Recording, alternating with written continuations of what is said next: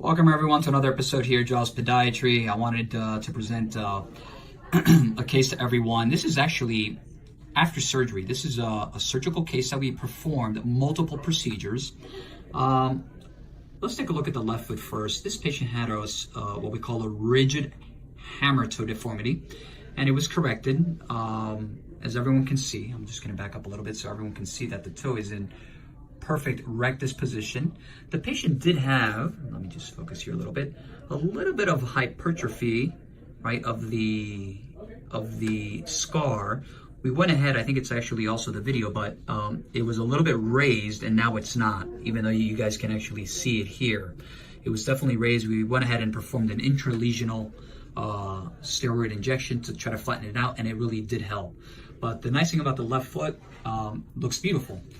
The patient had a previous bunion, how many years ago? About 15. 15 years ago. Then we went ahead and the patient did have a really, she had a bunion,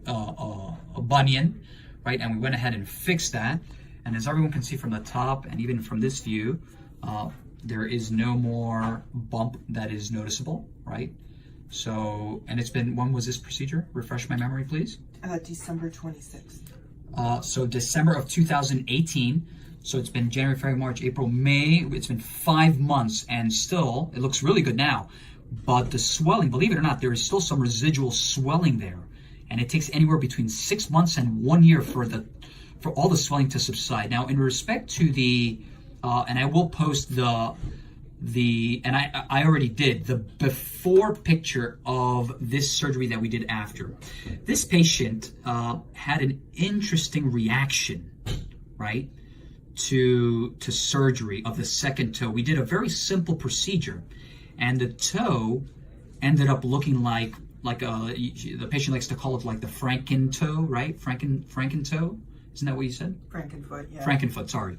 So we went ahead and went, we obviously needed to fix the problem. So we went back in and we did a digital reconstructive case, and it looks beautiful, right? It looks wonderful. The toe looks beautiful today because it continues to slowly, right? The swelling continues to dissipate. Now, what's the problem? Now we have another problem. It's kind of like a dog chasing its own tail. The problem is that this third toe wants to underride the second. So this is going to eventually, sooner than later, we already spoke about it today, okay? It's going to underride. It's going to underride. It's going to go like this. And this guy will go like this. So in respect to prevention, what I have recommended is that we perform a little minimally invasive procedure here at the joint to get this guy out of the way like this. That is what we're gonna do. Sooner than later, the patient's is gonna think about it, but eventually we're gonna go ahead and do it. It's just a matter of time before this happens. That this guy will go like this, and we've spoken about the crossover toe in the past. This is a crossover deformity. So this second toe looks beautiful. Unfortunately, the third toe is, and again, this is a biomechanical muscle tendon imbalance.